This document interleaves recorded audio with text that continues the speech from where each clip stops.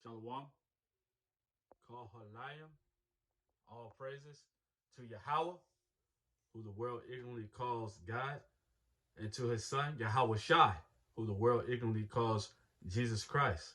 All right, to them we give all praises and honor and glory.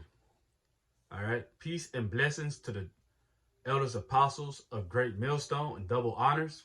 All right, peace and salutations to the Akim. All right, putting on as the elect, striving for perfection and striving for that crown of righteousness. All right. And there's only one way to get that crown of righteousness at the is that's putting on as the elect, doing what thus saith the Lord. All right. We're giving diligence, all right, trying to be of that number, of that elect, that 144,000, man. Making sure our call and election is sure. But this is your brother Kassad out of Great Millstone, Austin, out of the branch of Houston, coming to you with a quick exhortation and edification, of this word prophet. All right, we're gonna go into it right quick, and perfectly, this is edifying to the body of believers. All right, this is the word prophet in the etymology online. It says a person who speaks for Yahweh, one who foretells, inspired preachers, all right, an interpreter, a spokesman, proclaimer, a harbinger, all right. And harbinger is sometimes someone who brings his heart bad news or good news. That's what they're known for, right? One who speaks for a God-inspired preacher or teacher. Right, so this is something that you cannot set yourself up to do. If you're speaking for Yahweh, all right, he has setting you up to do this, all right, to let you know, let the world know what's going on. The scriptures say, give them warning for me, all right, which is Yahweh. And that's what the men of the Lord are set up to do, all right. Moving on. This is Luke 1:70. As he spake by the mouth of his holy prophets, which have been since the world began. The Lord has always used the holy men. The only way they can be holy is through the law, statutes, and commandments, first of all, and been ordained, predestinated, right? This is Jeremiah 28:8. The prophets that have been before me and before thee of old prophesied both against many countries and against great kingdoms of war and of evil and of pestilence. And this is what they prophesied about. This is what they come and do when they see, when they're harping on, so to speak. Continue on. The prophets which prophesied of peace, when the word of the prophet shall come to pass, then shall the prophet be known that the Lord hath truly sent him. And, when these words that the men of the Lord are speaking have come to pass, as you see now, a lot of people are saying that, hey, man, you guys have been saying this the whole entire time about the J-ish people and about what Kanye and Kyrie and Ronald Dalton is saying and stuff like that. Been standing out there for years and years, since, to be honest, since 2,000 years ago when it comes down to it, man. All right, this is nothing new to the men of the Lord, all right, because they have been regenerated and brought back through reincarnation and following after Yahweh Shai and standing in their same lot as they always have, prophesying these things, man. Continue on. This is 1 Corinthians 13:9. All right, it says, to the point, it says, for we know in part and we prophesy in part. Okay, so the Lord has given us partiality. Let's keep continuing on because it explains a little bit better. It says, but when that which is perfect is come, then that which is in part shall be done away. All right, so that's telling you that, man, we're going to know more when Yahweh Shai comes, all right, and gives us that new bodies. We're going to know everything. And right now, we know just what we need to know and what we can handle, right? But when that which is perfect is come, then that which is in part shall be done away. And when I was a child, I spake as a child, and I understood as a child, I thought as a child, but when I became a man, I put away childish things. But now we see through a glass darkly, but then face to face. Now I know in part, but then shall I know even as also I am known and stuff. So then we're going to know more. We're going to know everything we need to know in the coming of the Lord, man. All right. This is Romans 12:6, and it goes into, more in detail, like what's required is to being a prophet, right?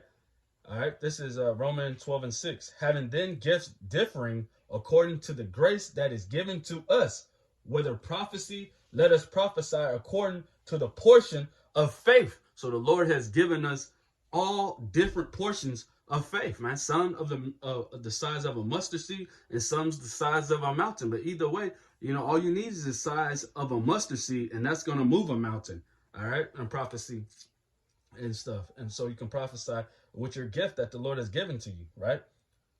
Or ministry, let us wait on our ministering, or he that teaches on teaching and stuff. So different brothers are going to have different teaching, but all of us are going to have to be taught, this scriptures and what we need to be teaching and stuff by the man of the Lord who came before us, all right, to bring us back into remembrance. And that's what education means, to be brought into remembrance, to be drawn out. Okay, this is 8. Or he that exhorted on exhortation, he that giveth, let him do it with simplicity. He that ruleth with diligence, he that showeth mercy with cheerfulness. Continue on. Let love be without dissimulation. Arbor that which is evil, cleave to that which is good. Right? Be kindly affectionate one to another with brotherly love, and honoring, preferring one and another. And last but not least, well, it's a couple more, but this is a good one right here. It says, not slothful in business, fervent in spirit, serving the Lord. And that's what we're doing. We're servants of the Lord, as being a prophet, man. All right. That's what we are to be serving the Lord and stuff. Let's see. There's a little bit more on that.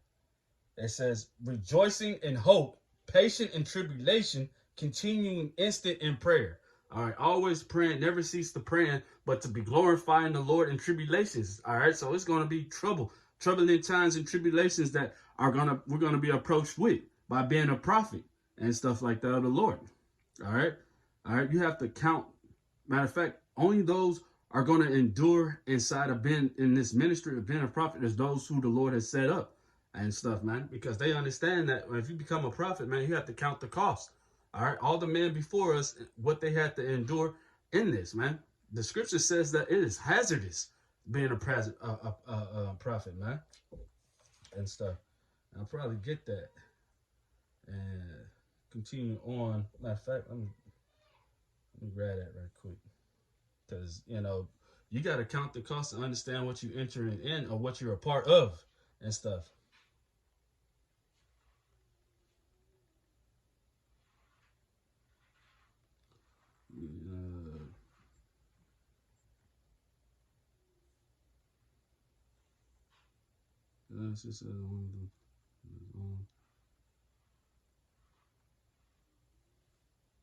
All right, let's see. I can't. It'll come up through the Spirit. All right, this is Isaiah 49:2. And he hath made my mouth like a sharp sword. Yep. He hath made my mouth like a sharp sword. In the shadow of his hand hath he hid me, and made me a polished shaft.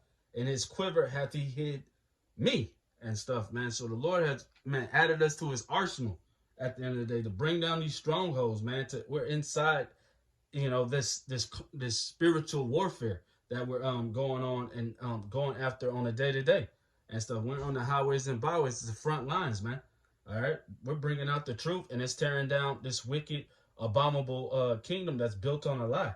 All right, and said unto me, thou art my servant, O Israel, in whom I will be glorified. Then I said, I have labored in vain, I have spent my strength for naught and in vain. Yet surely my judgment is with the Lord, and my work with my power, Yahweh, and stuff. So, man, put the man's work, man, in this work, you know what I'm saying? That's in vain. All this stuff is going to end up to being not, or being destroyed and stuff. But the work of the Lord is going to continue and follow you. All right. So it says in 5, it says, and now saith the Lord, that formed me from the womb to be his servant, to bring Jacob, who is Israel, again to him. Through though Israel be not gathered, yet shall I be glorious in the eyes of the Lord, and my power shall be my strength and stuff, man. So the Lord is going to be the strength, and he's using the men of the Lord to do what he needs to do and stuff out here. This is Ecclesiastes 9 and 10. Whatsoever thy hand findeth to do, do it with all thy might.